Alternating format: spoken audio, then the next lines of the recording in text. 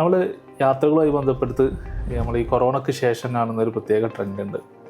മുമ്പത്തതിനേക്കാൾ കൂടുതൽ ധാരാളം ആളുകൾ യാത്ര ചെയ്യുന്നു, ധാരാളം കുടുംബങ്ങൾ യാത്ര ചെയ്യുന്നു. പക്ഷേ ഈ യാത്രകളിൽ പലപ്പോഴും കണ്ടിട്ടുള്ളത് ഇവരുടെ ഡെസ്റ്റിനേഷൻസ് പലപ്പോഴും അവർ നടത്തുന്ന ഒരു എഫേർട്ടിന് ക്വാളിറ്റി ഉള്ളതാവാറില്ല. പലപ്പോഴും ഈ ട്രാവൽ ഏജൻസികളൊക്കെ സെറ്റ് ചെയ്യുന്ന കുറച്ച് ഡെസ്റ്റിനേഷൻസ്, അവർ പിക്ക് ചെയ്യുന്ന കുറച്ച് ലൊക്കേഷൻസ്, അവിടെ പോവുക. നമ്മൾ മനുഷ്യനെ മനസ്സിലാക്കാനും കൾച്ചറുകളെ മനസ്സിലാക്കാനും ലോകത്തിൻ്റെ പല പ്രദേശങ്ങളിലും മനുഷ്യൻ എങ്ങനെ ജീവിക്കുന്നു എന്നറിയാനും അങ്ങനെ ഒരു യാത്ര പലപ്പോഴും വളരെ കുറച്ച് മാത്രമാണ് മലയാളികൾ ചെയ്യുന്നത്. പാകിസ്ഥാനിലേക്ക് പോകാനുള്ള വിസയുടെ ചാർജ് എത്രയെന്നറിയും? 25 രൂപയാണ്.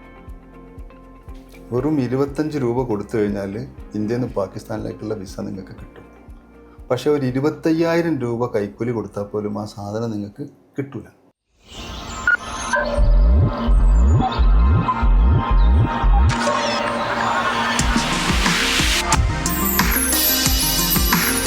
കഴിഞ്ഞ ഏതാനും വർഷങ്ങളായി മലയാളികൾക്ക് സുപരിചിതമായ ചാനലാണ് ജേർണിയിസ്റ്റ്. യാത്രയ്ക്ക് വേണ്ടി തിരഞ്ഞെടുക്കുന്ന ഡെസ്റ്റിനേഷനുകൾ, ആ ഡെസ്റ്റിനേഷനുകളിലെ വൈവിധ്യങ്ങൾ, അവിടുത്തെ സംസ്കാരത്തെയും ചരിത്രത്തെയും മനുഷ്യരെയും അറിഞ്ഞുകൊണ്ടുള്ള യാത്രകൾ, ഇങ്ങനെ അവതരണത്തിന്റെ കണ്ടന്റ് കൊണ്ട് വൈവിധ്യമായ നമ്മുടെ ശ്രദ്ധയാകർഷിച്ച ഒരു ചാനലാണത്. ജേർണിയിസ്റ്റ് ചാനലിന്റെ എഡിറ്ററും മുൻ മാധ്യമ പ്രവർത്തകനുമായ റഷീദുദ്ദീൻ അദ്ദേഹത്തിന്റെ യാത്രാനുഭവങ്ങളെ കൂടി പരിചയപ്പെടുത്തുന്ന ഒരു പുതിയ പരമ്പരക്ക് തുടക്കം കുറിക്കുകയാണ്. യാത്രകൾ ധാരാളമായിട്ട് ചെയ്യാൻ ആഗ്രഹിക്കുന്ന ആളുകളാണ് നമ്മളെല്ലാവരും. നമ്മൾ യാത്രകളുമായി ബന്ധപ്പെടുത്ത് നമ്മൾ ഈ കൊറോണയ്ക്ക് ശേഷം കാണുന്ന ഒരു പ്രത്യേക ട്രെൻഡ് ഉണ്ട്. മുമ്പത്തതിനേക്കാൾ കൂടുതൽ ധാരാളം ആളുകൾ യാത്ര ചെയ്യുന്നു, ധാരാളം കുടുംബങ്ങൾ യാത്ര ചെയ്യുന്നു. പ്രത്യേകിച്ച് പ്രവാസ ലോകത്തുനിന്ന് ഈസി ആക്സസ് ഉള്ളതുകൊണ്ട് ഒരുപാട് ആളുകൾ യാത്ര പോകുന്നുണ്ട്. പക്ഷേ ഈ യാത്രകളിൽ പലപ്പോഴും കണ്ടിട്ടുള്ളത് ഇവരുടെ ഡെസ്റ്റിനേഷൻസ് പലപ്പോഴും അവർ നടത്തുന്ന ഒരു എഫേർട്ടിന് ക്വാളിറ്റി ഉള്ളതാവാറില്ല. പലപ്പോഴും ഈ ട്രാവൽ ഏജൻസികളൊക്കെ സെറ്റ് ചെയ്യുന്ന കുറച്ച് ഡെസ്റ്റിനേഷൻസ്, അവർ പിക്ക് ചെയ്യുന്ന കുറച്ച് ലൊക്കേഷൻസ്, അവിടെ പോവുക, അവിടെ നിന്നൊരു ഫോട്ടോ എടുക്കുക, തിരിച്ചു വരിക എന്നുള്ളത് മാത്രമാവുന്നുണ്ട്. അപ്പോൾ കൊറോണയ്ക്ക് ശേഷം സംഭവിച്ചിട്ടുള്ള ഈ യാത്രയിലുള്ള ട്രെൻഡ് ചേഞ്ച്, അതിൻ്റെ ഒരു കാരണം എന്താണ്? അതോടൊപ്പം തന്നെ എങ്ങനെ നമുക്ക് നമ്മളുടെ ഈ യാത്ര പോകുന്ന ആളുകൾക്ക് അവരുടെ യാത്ര വർത്താക്കാൻ വേണ്ടിയിട്ട് നമുക്ക് എന്ത് ഗൈഡൻസ് ആണ് അവർക്ക് കൊടുക്കാൻ പറ്റുക? പിന്നെ യാത്ര വർത്താക്കുക എന്ന് പറയുന്നത് ഒരു എൻ്റർലി ഡിഫറെൻ്റ് ആയ വേറൊരു ചർച്ചയാണ്. നമ്മൾ ആദ്യം പറഞ്ഞ കാര്യമുണ്ടല്ലോ, അതായത് പൊതുവേ നമ്മൾ എങ്ങോട്ട് യാത്ര ചെയ്യുന്നു എന്നുള്ളൊരു ചോദ്യമുണ്ട്. നമുക്ക് കേരളത്തിലും ഇന്ത്യയിലൊക്കെ പൊതുവേ ആളുകൾ ഏറ്റവും കൂടുതൽ യാത്ര ചെയ്യുന്നത് റിലീജിയസ് അതായത് പിൽഗ്രിമേജ് എന്ന് പറയുന്ന പട്ടികയിൽ വരുന്ന യാത്രകളാണ്. ഇപ്പം ഇന്ത്യയിൽ നിന്ന് ആണെങ്കിലും നമ്മൾ പിന്നെ കേരളത്തിന് അയൽ സംസ്ഥാനങ്ങളായ തമിഴ്നാട്ടിലേക്ക് കുറച്ചും കൂടെ അപ്പുറത്തേക്ക് പോവുകയാണെങ്കിൽ അജ്മീറിലേക്കോ ഒക്കെ യാത്ര പോവുക, അങ്ങനത്തെ ഒരു സിസ്റ്റം മുസ്ലിങ്ങൾക്കിടയിൽ പണ്ടുതൊട്ടേ ഉണ്ട്. അതേസമയം അജ്മീറിലേക്ക് യാത്ര പോകുന്നത് ഒരു പുണ്യമായിട്ട് കരുതുന്ന പരമ്പരാഗത കമ്മ്യൂണിറ്റികൾ തന്നെ ഭാര്യയും ഭർത്താവും കുട്ടികളൊക്കെ കൂടെ ഒരുമിച്ച് ഊട്ടിയിലേക്ക് പോയി കഴിഞ്ഞാൽ അതിനെ ആ ഒരു ലൈറ്റ് സെൻസിൽ എടുക്കില്ല. അത് വേറൊരു നിലയിലാണത് മനസ്സിലാക്കപ്പെടുന്നത് പലപ്പോഴും. അപ്പോൾ ഈ എൻ്റർടൈൻമെൻറ്റ് എന്ന് പറയുന്ന സ്വഭാവത്തിലുള്ള യാത്രകൾ, പിൽഗ്രിമേജ് എന്ന് പറയുന്ന സ്വഭാവത്തിലുള്ള യാത്രകൾ, ഇത് രണ്ടുമല്ലാതെ നമ്മൾ മനുഷ്യനെ മനസ്സിലാക്കാനും കൾച്ചറുകളെ മനസ്സിലാക്കാനും ലോകത്തിൻ്റെ പല പ്രദേശങ്ങളിലും മനുഷ്യൻ എങ്ങനെ ജീവിക്കുന്നു എന്നറിയാനും അങ്ങനെ ഒരു യാത്ര പലപ്പോഴും വളരെ കുറച്ച് മാത്രമാണ് മലയാളികൾ ചെയ്യുന്നത്. ഇപ്പോൾ ഇന്നലെ നമ്മൾ ഈ ചർച്ച നടക്കുന്ന ദിവസം പുറത്തു വന്ന വളരെ രസകരമായൊരു ഡാറ്റ ഉണ്ട്. ഏറ്റവും കൂടുതൽ ഇന്ത്യക്കാർ കഴിഞ്ഞ വർഷം പോയ 5 രാജ്യങ്ങളെ പട്ടിക. അതിൽ 5ാം സ്ഥാനത്തുള്ളത് സിംഗപ്പൂർ, പിന്നെ വരുന്നത് തായ്ലൻഡ്, അത് കഴിഞ്ഞത് വരുന്ന അമേരിക്ക, പിന്നെ സൗദി അറേബ്യ, ഏറ്റവും മുകളിലുള്ളത് UAE, യുണൈറ്റഡ് അറബ് എമിറേറ്റ്സാണ്. നമ്മളിതിനൊന്ന് മൊത്തത്തിലൊന്ന് പഠിച്ചു നോക്കൂ. സിംഗപ്പൂർ, തായ്ലൻഡ് എന്തിനാണ് പോകുന്നത്? ഷിയർ എൻ്റർടൈൻമെൻ്റ് ആണ്. വേറെ അതിനപ്പുറത്തേക്ക് ആ പ്രദേശങ്ങളിൽ നിങ്ങൾക്ക് എന്തെങ്കിലും നിങ്ങളുടെ പിന്നെ ഒരു വാല്യൂ അല്ലെങ്കിൽ അങ്ങനെ ഒന്നുമില്ല. പ്രത്യേകിച്ച് തായ്ലൻഡിൽ പോകുന്നത് പിന്നെ തായ്ലൻഡിലെ പല സിറ്റികളും എന്തിനാണ് ഫേമസ് എന്നുള്ളത് എല്ലാവർക്കും അറിയാം. പക്ഷെ അങ്ങോട്ട് പോകുന്നതിനെ നിരുത്സാഹപ്പെടുത്തല്ല. തായ്ലൻഡിലൊരു ലൈഫുണ്ട്, തായ്ലൻഡിലൊരു കൾച്ചറുണ്ട്. അതൊക്കെ നമ്മൾ മനസ്സിലാക്കാൻ ഒരു അവസരം കിട്ടുക എന്ന് പറയുന്നത് നല്ല കാര്യം തന്നെ. പക്ഷേ തായ്ലൻഡിലെ ചില പ്രത്യേക സിറ്റികളിലേക്ക് മാത്രമായിട്ട് നിങ്ങളെ യാത്ര ചുരുങ്ങി പോകുമ്പോഴാണ് നമുക്ക് അതിനകത്തൊരു പർപ്പസ് തെറ്റിപ്പോകുന്നു അല്ലെങ്കിൽ ലക്ഷ്യം തെറ്റിപ്പോകുന്നു എന്ന് നമുക്ക് തോന്നുന്നത്. അതേസമയം സിംഗപ്പൂരിൻ്റെ കാര്യത്തിൽ അങ്ങനെയല്ല. സിംഗപ്പൂർ വേറൊരു കൺട്രിയാണ്. ഡെവലപ്മെൻറ്റും അല്ലെങ്കിൽ ടെക്നോളജിയും അങ്ങനത്തെ ഒരു ഹൈഫൈ സിറ്റി ലൈഫും ഒക്കെ കാണാൻ വേണ്ടിയിട്ട്, പ്രത്യേകിച്ച് ഇപ്പോൾ കേരളത്തിൽ നിന്ന് എയർ ഏഷ്യയുടെയും അതുപോലെ ചില വിമാനങ്ങളും ഒക്കെ വളരെ ചീപ്പായിട്ട് പോകുന്നുണ്ട്. മാത്രമല്ല ഇവിടുന്ന് പോകുന്നതിനേക്കാളൊക്കെ എത്രയോ കുറഞ്ഞ ചിലവിൽ യാത്ര ചെയ്യാൻ പറ്റുന്ന ഒരു ഡെസ്റ്റിനേഷനാണത്. അപ്പോൾ ആ 2 രാജ്യങ്ങൾ എടുക്കുകയാണെങ്കിൽ മലേഷ്യ, പിന്നെ സിംഗപ്പൂർ, തായ്ലൻഡ്, ആ ബെൽറ്റ് നമ്മളിങ്ങനെ മേലോട്ട് പോകണമെങ്കിൽ കംബോഡിയ, വിയറ്റ്നാമൊക്കെ അങ്ങനെ പോവാം. അങ്ങനെ പോകുന്ന ആളുകളുണ്ട്. കംബോഡിയയും വിയറ്റ്നാമിലേക്കൊക്കെ കയറി മൊത്തത്തിൽ വിയറ്റ്നാമിലൊക്കെ പോകുന്നതെന്ന് ശരിക്കും ഒരേ സമയം നിങ്ങൾ പിന്നെ ഹിസ്റ്ററിയും പൊളിറ്റിക്സും എല്ലാം കൂടെ കൂടിക്കലർന്നൊരു യാത്രയായിരിക്കും വിയറ്റ്നാം. കാരണം വിയറ്റ്നാമിൽ അങ്ങനെ മറ്റെന്തെങ്കിലും ഒരു എൻ്റർടൈൻമെൻറ്റ് ഒരിക്കലും ഇല്ല. നമ്മൾ ആ ലോകമഹായുദ്ധ പിന്നെ അമേരിക്കൻ്റെ ഇൻവേഷൻ്റെ ചരിത്രമൊക്കെ അറിയുന്ന അതിൽ താല്പര്യമുള്ള ആളുകൾ ആണ് കൂടുതൽ അങ്ങോട്ടേക്ക് എത്തിപ്പെടുക. അല്ലെങ്കിൽ കേരളത്തിൽ ഏതെങ്കിലും ഒരു ഗ്രാമത്ത് പോയ പോലൊക്കെ തന്നെ വിയറ്റ്നാമിൽ പോയി കഴിഞ്ഞാൽ ഉണ്ടാവുള്ളൂ. പക്ഷേ മലേഷ്യയിലേക്ക് വരുമ്പോൾ കൊലാലംപൂർ ആണെങ്കിലും അല്ലെങ്കിൽ പെനാങ്ങോ, ജോർജ് ടൗണോ ഒക്കെ ആകുമ്പോൾ അതിന് വേറൊരു കുറച്ച് കാഴ്ചകളുണ്ട്. ചരിത്രമുണ്ട്, സമയം മനോഹരമായ കെട്ടിടങ്ങളും ആധുനിക സൗകര്യങ്ങളും ലൈഫും ഫുഡും ഒക്കെ ചേർന്ന് വരുന്ന ഒരു വളരെ ടിപ്പിക്കലായ ഒരു എന്താ പറയുക ഡെസ്റ്റിനേഷനാണ് മലേഷ്യ എന്ന് പറയുന്നത്. നമ്മൾ ഈ പട്ടിക പരിശോധിക്കുമ്പോൾ കാണുന്നത് UAE. അപ്പോൾ യഥാർത്ഥത്തിൽ ഇക്കാര്യത്തിൽ ഏറ്റവും ബെസ്റ്റ് ലൊക്കേഷൻ എന്ന് പറയുന്നത് ലോകത്തുള്ളത് UAE ആണ്. ടെക്നോളജി ഡെവലപ്മെൻറ്റ്, ഇൻഫ്രാസ്ട്രക്ചർ, അതുപോലെ പിന്നെ മോഡേൺ ഫെസിലിറ്റീസ്, ഇതിൻ്റെയൊക്കെ ലോകത്ത് നിന്നുള്ള എല്ലാ ഏറ്റവും ബെസ്റ്റ് സംഗതികളും ഈ രാജ്യത്ത് അവൈലബിളാണ്. രണ്ടാം സ്ഥാനത്ത് വരുന്നത് എന്താ? സൗദി അറേബ്യയാണ്. സൗദി അറേബ്യ എന്ന് പറയുമ്പോൾ നമ്മൾ സ്പെസിഫിക്കലി മനസ്സിലാക്കേണ്ടത് മക്ക ആൻഡ് മദീനയാണ്, അത് പിൽഗ്രിമേജാണ്. മൂന്നാം സ്ഥാനത്ത് വരുന്നത് അമേരിക്കയാണ്. ഈ അമേരിക്കയിലേക്ക് പോയി എന്ന് പറയുന്നതിൻ്റെ കണക്കുകളൊന്ന് സൂക്ഷ്മമായിട്ട് പരിശോധിക്കുമ്പം അത് പലപ്പോഴും പിന്നെ UAEയിലേക്ക് വരുന്നതിൻ്റെ നല്ലൊരു പങ്കും ജോലി അന്വേഷിച്ച് വരുന്നവരാളുകൾ ഇതും കൂടെ അതിനകത്തുണ്ട്. UAE കാണാൻ വന്നു പോകുന്നവർ എത്ര ഉണ്ട് എന്നുള്ളത് വേറെ തന്നെ പഠിക്കണം. UAEയിലേക്ക് തൊഴിലന്വേഷിച്ച് വരുന്നത് പോലെ യുണൈറ്റഡ് സ്റ്റേറ്റ്സിലേക്ക് കുടിയേറാനും ഒക്കെ നമ്മളെ ഹരിയാന, പഞ്ചാബ്, ഗുജറാത്ത് ഈ ഭാഗങ്ങളിൽ നിന്നൊക്കെ ധാരാളക്കണക്കിന് ആളുകൾ പോകുന്നുണ്ട്. അപ്പോൾ അവരാണല്ലോ അവിടെ നിന്ന് കൊണ്ട് കയറ്റി അയക്കുകയൊക്കെ ചെയ്യുന്നത് തിരിച്ച്. അപ്പോൾ അതിനെയും ഒരു പിന്നെ കുടിയേറ്റത്തിൻ്റെ പട്ടികയിൽ അല്ലെങ്കിൽ തൊഴിലന്വേഷകരുടെ ഒരു എഫർട്ട് എന്നുള്ള നിലക്ക് നമ്മൾ കണ്ടാൽ മതി. ഷിയർ ടൂറിസം ഈ പട്ടികയിൽ നോക്കുകയാണെങ്കിൽ എനിക്ക് തോന്നുന്നു സിംഗപ്പൂരും തായ്ലൻഡും മാത്രമാണ്. അത് 4ഉം 5ഉം സ്ഥാനത്താണുള്ളത്. അപ്പം താങ്കൾ നേരത്തെ ചോദിച്ച ചോദ്യം അവിടെ വളരെ പ്രസക്തമായിട്ട് വരും. എന്തിനാണ് നമ്മൾ പോകുന്നത് എന്നുള്ളത്. ഇതിലൊന്നും തന്നെ ഈ പറഞ്ഞ പട്ടികയിലൊന്നും തന്നെ ഒരു പർപ്പസ്ഫുൾ ആയ ഒരു യാത്ര എനിക്ക് തോന്നുന്നത് താങ്കൾ ഉദ്ദേശിക്കുന്ന സ്വഭാവത്തിലുള്ള പർപ്പസ്ഫുള്ളായ ഒരു യാത്ര ഇതിലൊന്നും തന്നെ വരുന്നില്ല. UAE ആണെങ്കിൽ തൊഴിലും ഉണ്ട്, ടെക്നോളജി കാണാൻ സ്വാഭാവികമായിട്ടും ആളുകൾ വരുന്നുണ്ടാവാം. അമേരിക്ക തൊഴിലാണ്. പിന്നെ ഇടയിൽ വരുന്ന രാജ്യങ്ങളൊക്കെ നമ്മൾ എടുക്കുകയാണെങ്കിൽ ഒന്നെങ്കിൽ പിൽഗ്രിമേജ് ആണ്, അല്ലെങ്കിൽ അപ്പോൾ അതുകൊണ്ട് ഈ മാറ്റം വന്നിട്ടുണ്ട് തീർച്ചയായിട്ടും. കോവിഡിന് ശേഷമുള്ള കാലത്ത് വ്യാപകമായിട്ട് ആളുകൾ യാത്ര ചെയ്യുന്നുണ്ട്. അവിടെ പോലും എനിക്ക് തോന്നിയൊരു കാര്യം, കോവിഡ് മനുഷ്യൻ്റെ പിന്നെ സമീപകാലത്തൊന്നും മനുഷ്യരാശി കണ്ടിട്ടില്ലാത്തൊരു വല്ലാത്തൊരു ദുരന്തമായിരുന്നു അത്. മനുഷ്യൻ എപ്പോഴും എന്തും ആൾ ഓഫ് എ സഡൻ അവസാനിക്കാം, there is no other way, നമുക്ക് വേറൊരു ഓപ്ഷനും ഇല്ല എന്നുള്ള ഒരു റിയാലിറ്റി പലപ്പോഴും ഉണ്ടായപ്പം എന്നാൽ പിന്നെ ബാക്കിയുള്ള ജീവിതം അടിച്ചു പൊളിച്ച് ജീവിക്കാം എന്ന് ചിന്തിക്കുന്ന ആളുകളും യാത്ര പോകുന്നുണ്ട്. ആ അടിച്ചുപൊളിയുടെ ഭാഗമായിട്ട് വരുന്ന യാത്രകൾക്ക് ഈ പറഞ്ഞ പോലെ ഒരു പർപ്പസ് ഒന്നും ഉണ്ടാവില്ല. അത് നടക്കുന്നുണ്ട്. എനിക്ക് തോന്നുന്നു നിങ്ങൾ ഈ പറഞ്ഞൊരു പരിസരത്ത് തന്നെയാണ് ജേർണിസ്റ്റിൻ്റെ ഒരു പ്രസക്തിയും നമ്മൾ മനസ്സിലാക്കുന്നത്. കാരണം നമ്മൾ പോകുന്ന ഡെസ്റ്റിനേഷൻ, അവിടെ ഉള്ള ചരിത്രം, അവിടുത്തെ മനുഷ്യർ, അവിടുത്തെ ജീവിതം, അവർ ഉൾക്കൊള്ളുന്ന ഒരു വലിയ പാരമ്പര്യം ഉണ്ടാവും, അവിടുത്തെ ട്രഡീഷൻസ് ഉണ്ടാവും. ഇതൊക്കെ അവിടെ പോയി അവിടുത്തെ മനുഷ്യരെ കണ്ട് അവിടുത്തെ ആളുകളുടെ കൂടെ ജീവിച്ച് അവരുടെ കൂടെ ഭക്ഷണം കഴിച്ച് അങ്ങനെ ജീവിക്കുമ്പോഴാണ് നമുക്കിതൊക്കെ മനസ്സിലാക്കാൻ കഴിയുക.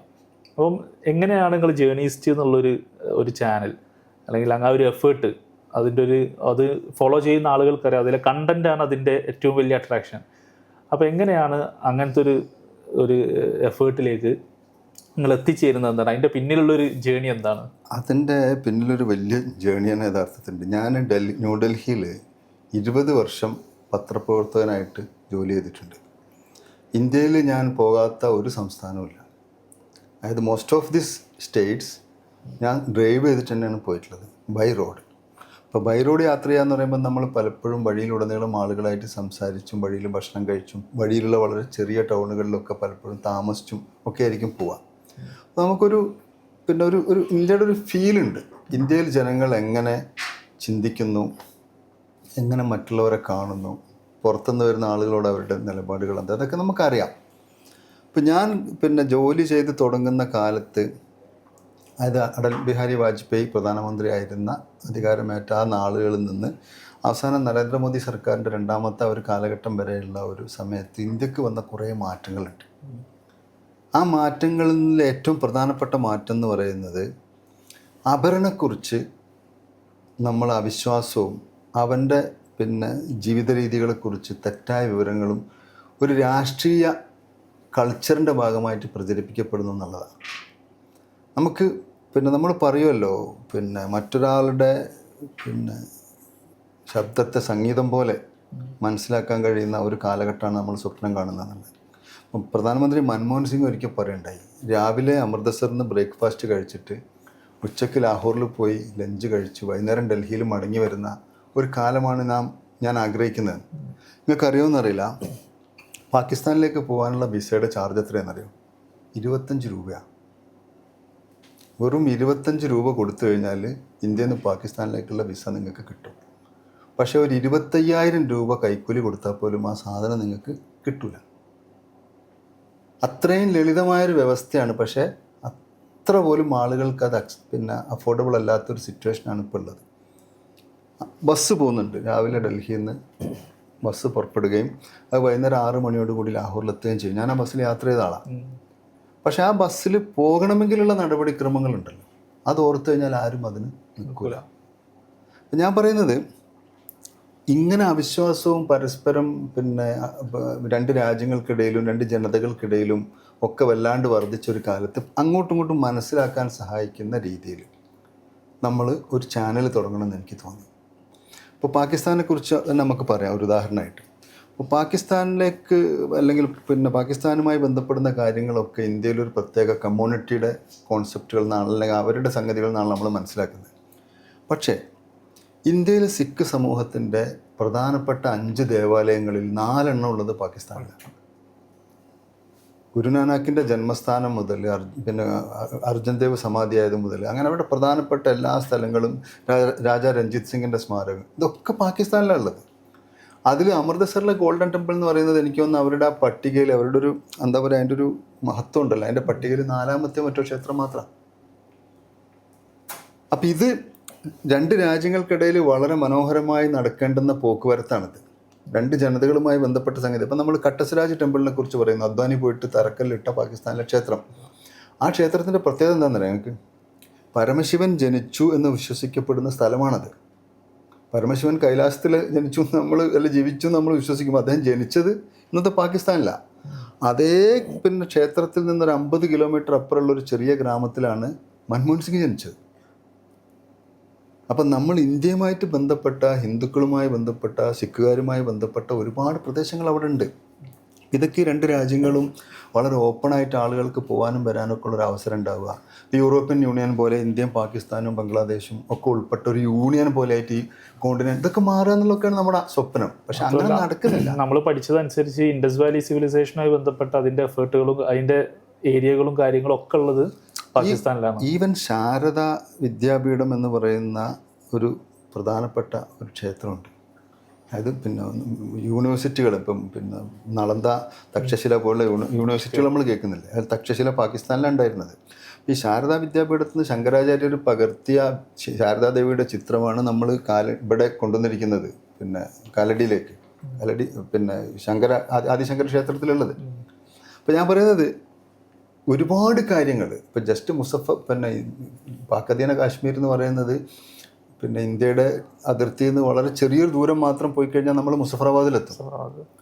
ഈ മുസഫറാബാദിൻ്റെയും ആ ഒരു അതിർത്തിയുടെയും ഇടയിൽ ഹൈന്ദവ സംസ്കാരത്തിൻ്റെ ഏറ്റവും പ്രധാനപ്പെട്ട ഒരു സ്ഥലം കിടക്കുന്നുണ്ട്.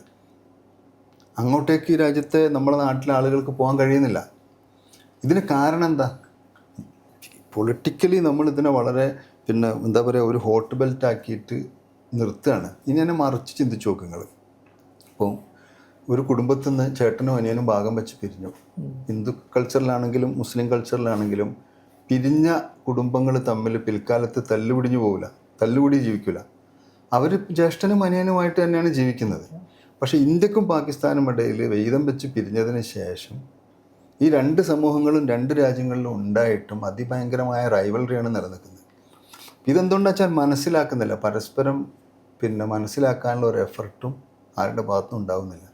അപ്പം ഞാൻ ഡൽഹിയിൽ നിന്ന് എൻ്റെ 20 വർഷം കൊണ്ട് പഠിച്ചൊരു കാര്യം, അങ്ങോട്ടും ഇങ്ങോട്ടും ഒന്ന് ഇരുന്ന് സംസാരിച്ച് കഴിഞ്ഞാൽ ഈ 2 രാജ്യങ്ങൾക്ക് മാത്രമല്ല ഇവർ പ്രധാനപ്പെട്ട 2 സമൂഹങ്ങൾക്കും വളരെ പെട്ടെന്ന് തീർക്കാൻ കഴിയുന്ന പ്രശ്നങ്ങൾ ഇവരുടെ ഇടയിലുള്ളൂ. പക്ഷെ അതൊരിക്കലും അങ്ങനെ പരിഹരിക്കപ്പെടാൻ ഇവിടെയുള്ള രാഷ്ട്രീയ പ്രക്രിയ നമ്മൾ അനുവദിക്കുന്നില്ല.